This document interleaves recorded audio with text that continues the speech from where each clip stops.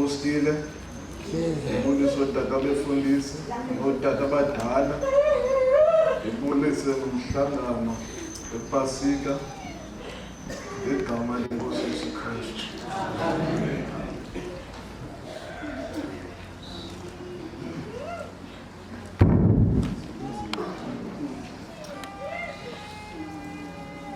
Sawufunda uncwadi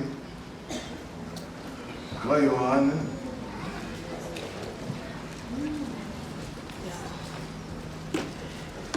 chapter 19. Wow.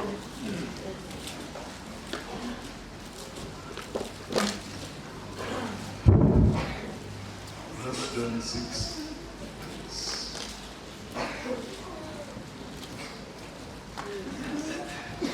uYesu ngoko akumbona unina naye umfundi abemthanda khona, uthi kuye unina, Mfazi, Nanko unyana wakho. Andule athi kumfundi lowo, naye unyoko. Wathi kwakwelo lixa umfundi lowo wamthabatha wamsa kwikhaya lakhe.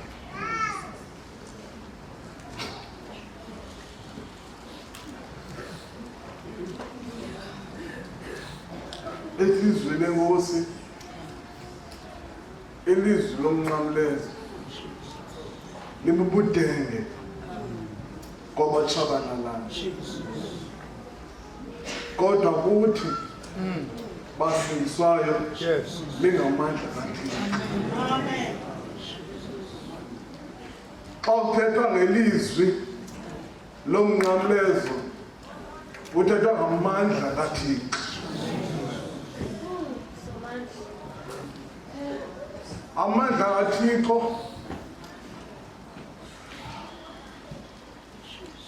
okusindisa umntu.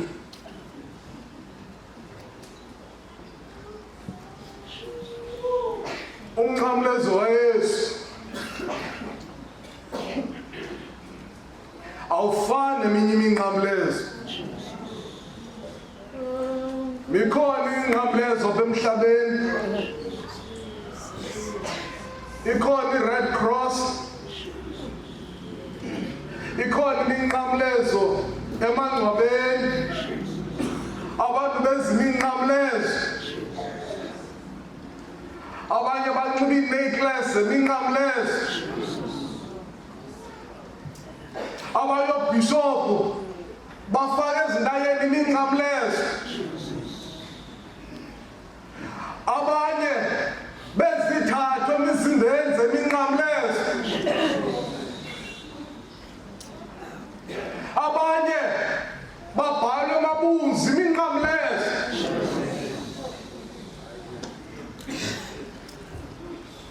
Namakhwele xa eqinisa izindlu zabantu babhalele iminqamlezo.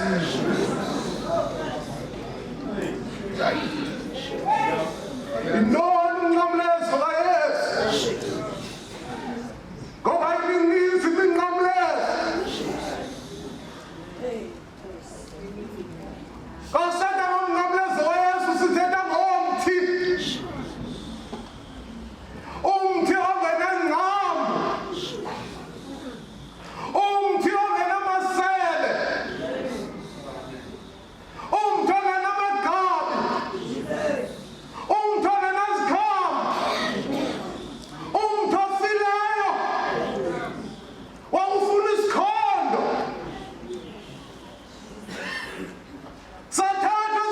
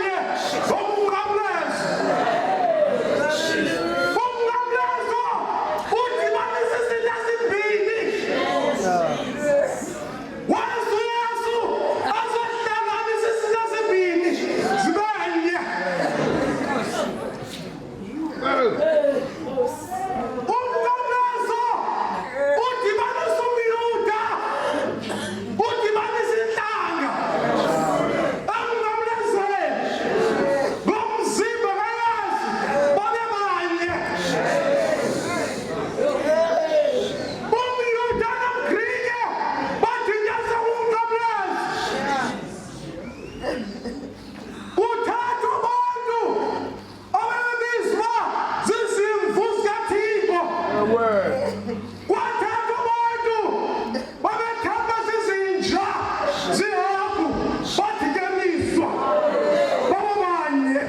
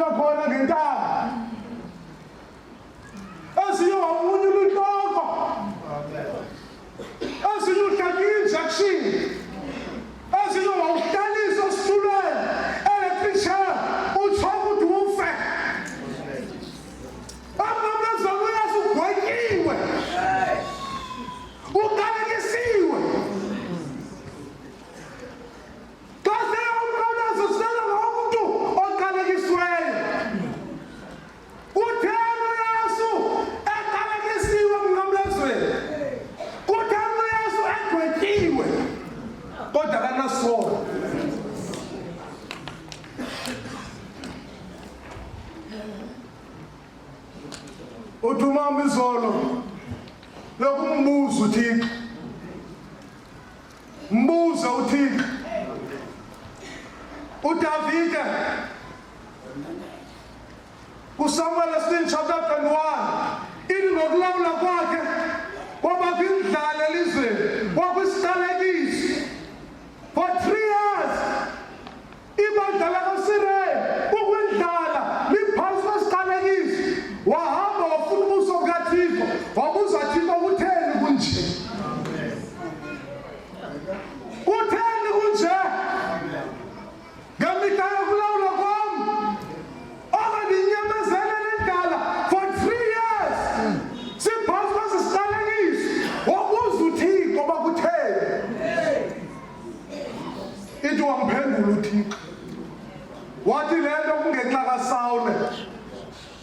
ngenxa babulala abantu baseGibheyoni. Abantu baseGibheyoni benza umnqophiso namaSirayeli. Zama izikhulu zakwa-Israyeli wenza i-covenant, umnqophiso woxolo, bafunga phambi kwaThixo.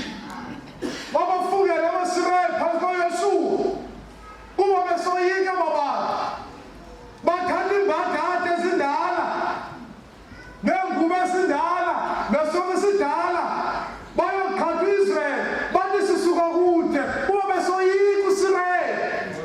Xa befika kuYeshuwa bathi sivile igama likaYehova into ezenzile iphutha nakwiJeriko nakwi-Ayi.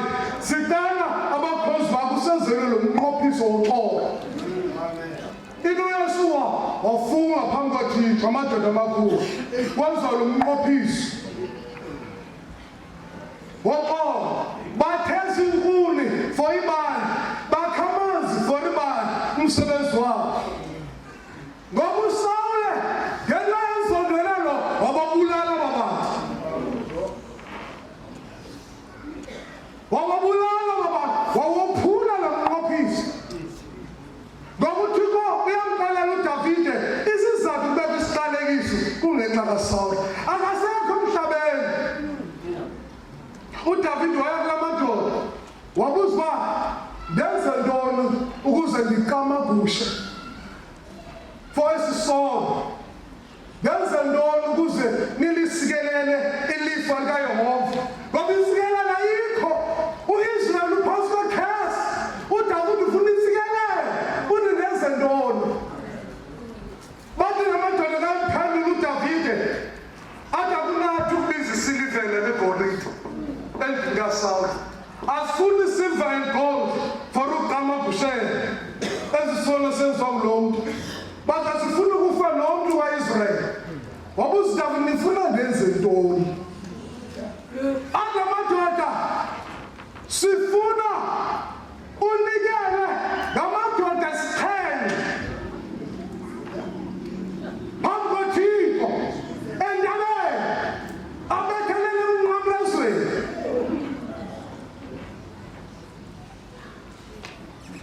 Aza ngamadoda athi kuze sisuka sisiqalekiso ukuze nikamagusha sifuna amadoda sixhenxe. Mawubethelele emnqamlezweni. Wathi uDavide zoyenza loo nto. Bathathwa oonyana bendlu kaSawule bombethelele entabeni bosixhenxe emnqamlezweni phambi kwaThixo bekamagushela isono bengezanga sono ngenxa kaSawule uyise, ngenxa kaSawule utamkhulu wabo bakhona. IBhayibhile wafa uThixo ngenxa yobanikelayo basithwala isiqalekiso. Ithi wafa uThixo basicamagushela isono sakwa-Israyeli. uThixo waliphilisa ilizwe wabasikelela u-Israyeli.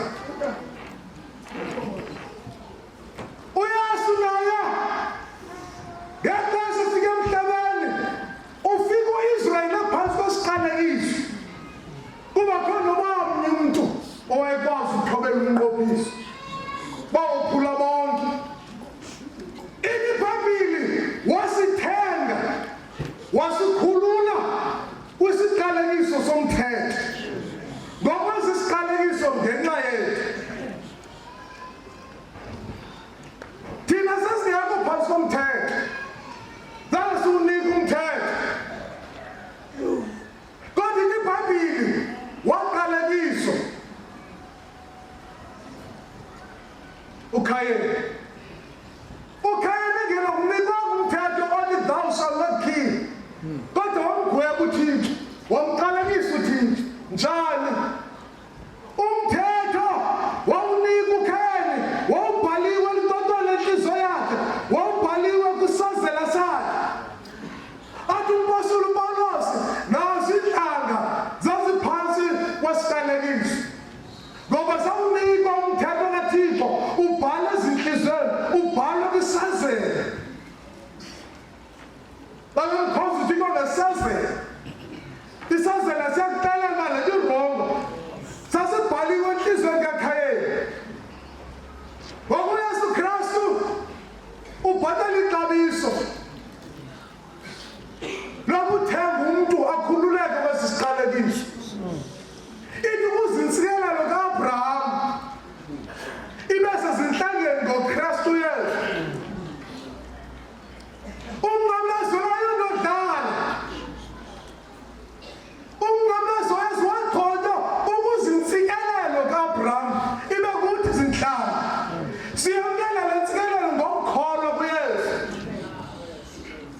Ithi kusidinga lo moya silamkele ngokukholwa by faith. Akubuhlungu into ungena apha uphansi kwesiqalekiso. Uphume usaphansi kwesiqalekiso. Ngoba usiqalela benhliziyweni yakho uzova amaze esixhenxe. Uphume kwakho uphume uyethavela. Amaze esixhenxe ngozinto engento. Ilizwi lomnqamlezo izinto engento. Ilizwi lomnqamlezo ayinodlala. Wathwala uYesu isithaba sameva. Uba wena uphume apha uthwala i-crown of life. Wabaze ukuze wena uthi uphuma kule ndlu wambathisa ingubo emhlophe. Bayabililize noma ugele wava amaze esixhenxe. Bathi namhlanje ungavumi.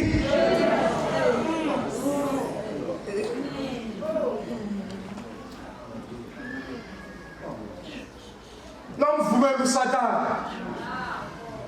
Phuma wambathisiwe. Phuma uthwala i-crown of life. Noma uzaya kule thaveni. Wakhona phuma namhlanje uthatha isidingo. Baba ndiyayifuna le crown of life. Ndiyayifuna le ngubo yokulungisa.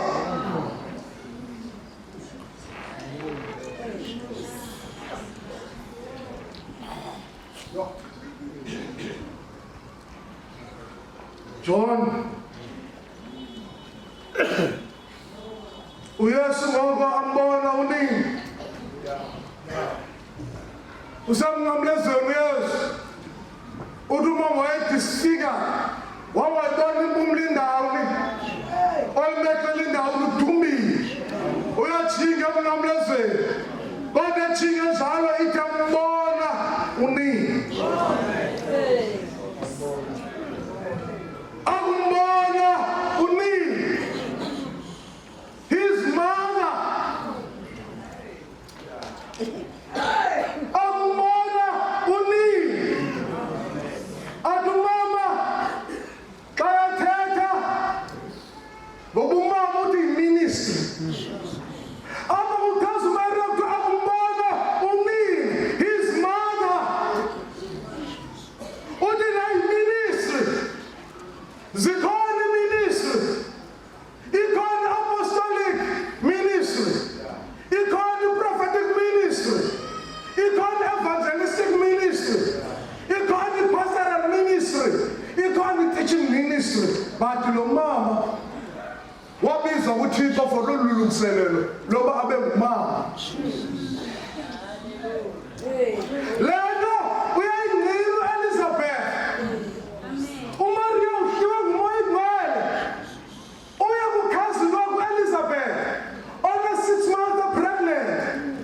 Dayambulisa uElizabeth. Ithi wazala ngumoya ingcwele. Ithi wadanduluka. Ude kuhlangana uthi unina wenkosi yami ezweni. Asabonakala isusu.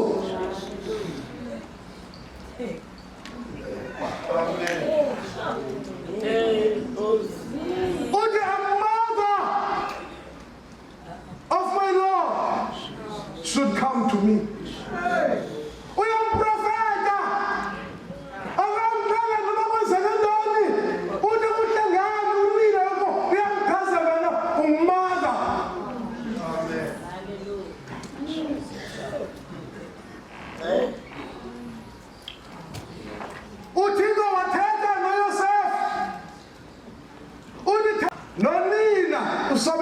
good. Take the child and his mother. Amen. Which was his tune? I see your wife. I see your wife as his tune. City, take the child and his mother. As we don't marry your mother. Unina ulungiselelo lobumama. Babe ngumama ulisana, abe ngumama kulomzimba kaYesu. Lo mntana omkhulisa ulisana. Zamuyasazana njengo-Adam indoda enkulu. Wangalusana, abe ngumama kolisana. Alinganisa alikhulise. Nakalizimoshela lihlanze. Alithambise lambathise. Alinika uthando. Alithunduzele. Wayinika ngeministry. Yoba abe ngumama kuNkosi uYesu. Amen. Wow.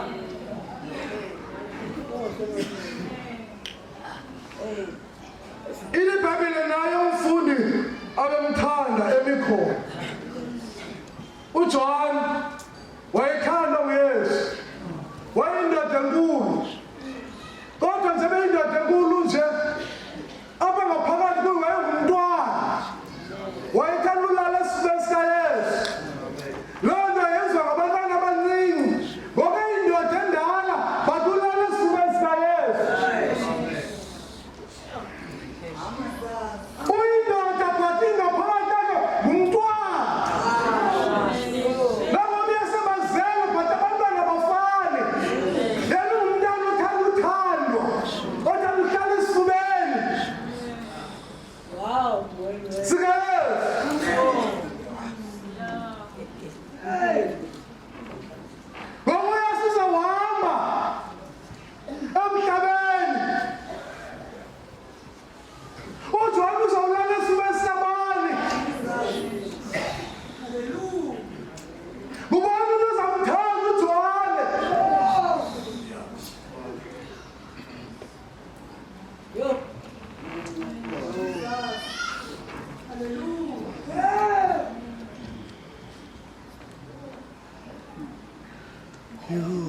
Lo mposile wayengathanda uthando but wayenothando. Ithiwa ngumposile wothando. The apostle of love. Akekho umbhali kwiNew Testament othetha ngothando njengoJohane. Wayenganeli nje uthanda uthando but wayengumzalwane othandayo. Wonzakela inhliziyo yophukile. Bobabili aba bantu inhliziyo zabo zophukile. uMaria naye uJohane. uYesu uthe kuye unina Mfazi. Uthi uYesu emnqamlezweni uthi woman. Walujonga pha ku-25. Ili kwakume ke ngasemnqamlezweni kaYesu. Umsababa nonina, uMaria, umkaKleopa noMaria waseMagada. OoMaria babe bathathu. Babiza abamama emnqamlezweni. uYesu kanti uthi woman. Ukhanyiwe kamkhombe uthi Mfazi. Njengethetha nje uyaselelizwi langena phakathi kuMaria wafa ngoba inkosi ithetha naye. Noba babiza apha phambi komnqamlezo omama kodwa wathi woman. Uyafa xa uThixo athetha nawe. Usana wahamba namadoda amaninzi bathi ilizwi lava nguye. Kamvuthixo. Noba singabanintsi uyavuthixo wayethetha nawe. Athi ukujonga. Athi ukhomba. Bathi uthi woman. Uthetha kagunya. Uthi here is your son. Here is your son.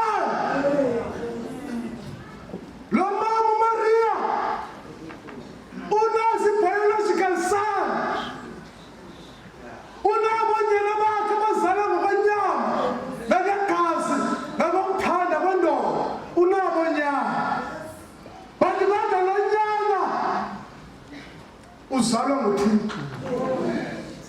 Unikwa ngokumarisipho. Ulo here is your son. Lo unyana uvela kuThixo. Ulo here is your son. Umphiwa nguThixo. Uma uSara wafuna unyana, wazila igudu bafumana unyana. Wathi unyana wami waze waphoxwa mlonyana. Ngoba akamfumananga kuThixo. Bayaphota abantu abafunikanga nguThixo. Kodwa lilizwe, here is your son.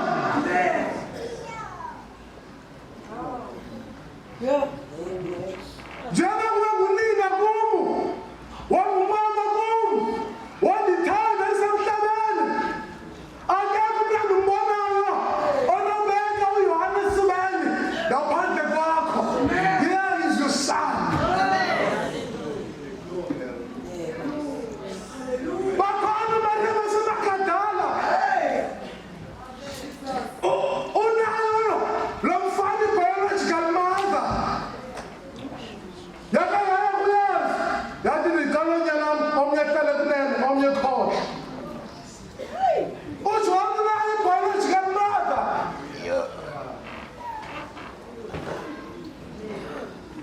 Here is your son.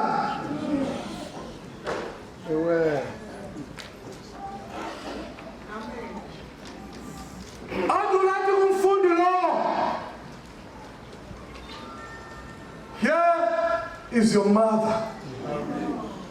Wathanda uYesu ulo mfundi. Akamkhomba akakwazi nomkhomba uMaria. Izandla zibotshiwe. Kodwa uthetha nalo mfundi. Uthi here is your mother. Uthetha nomntu one-biological mother. But kodwa uYesu, here is your mother. Lona umama umnikwa ndim.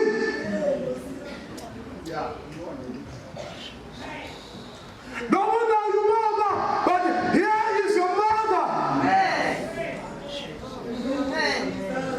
Akathi uYohane ayindinawo umama. Nkosi, ndinayo biological mother. Ndanala kuye. Lo undikayo nangimfuni.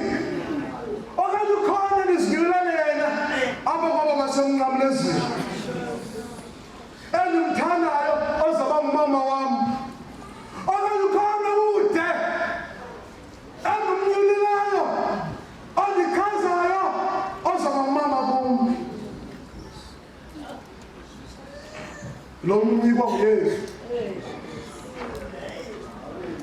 Uthini uYohane kule nto ithethwa nguYesu? IBhayibhile. Umfundi lowo wamthabatha wamsa kwikhaya lakhe. Into uYohane wamamkela lo mama umnikwa nguYesu. Wazamkela sisipho.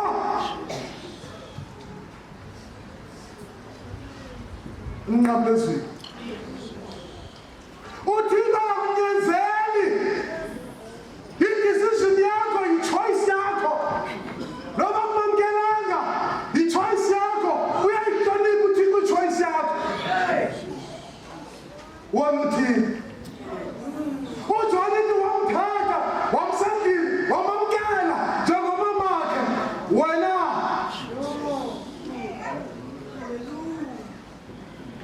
Wena uthini? Lilizwe, here is your mother. Wanzinto wamamkela. Uba kumamkeli, i-decision yakho, ne-choice yakho. Hamba nalo wakho, but kodwa wamamkela. Ozumphiwa nguYesu. Mama nothando.